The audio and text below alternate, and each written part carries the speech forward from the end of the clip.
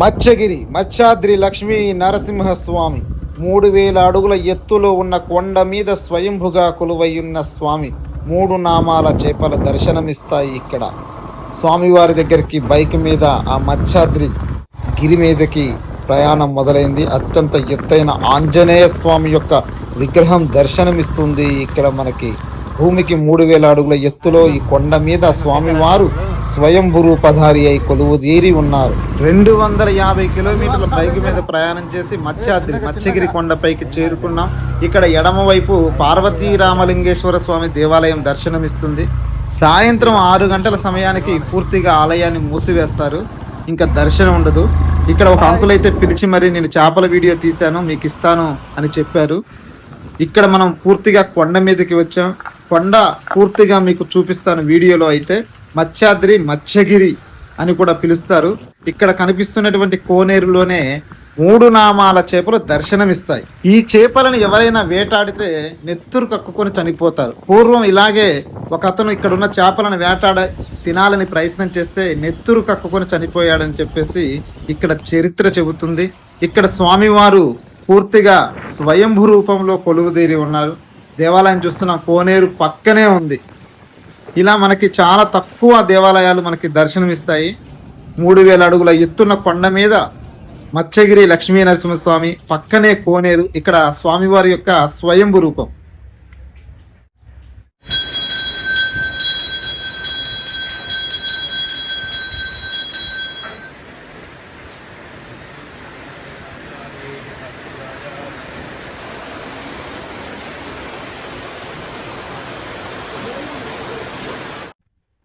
పెరుగు ప్యాకెట్ తీసుకొని కోనేరు నీళ్ళల్లో వేస్తుంటే 3 నామాల చేపలు పెరుగు కోసం వస్తాయి.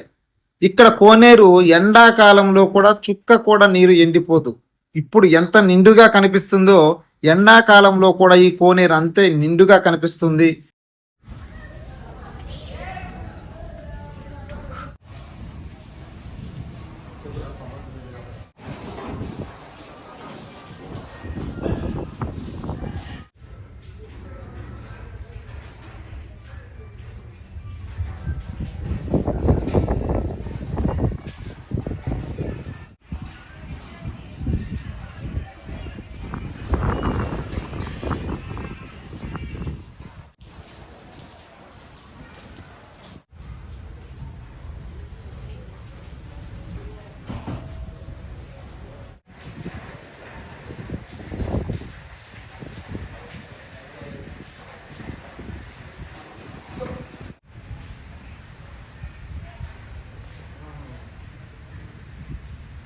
మాటన్నారు వచ్చేసింది.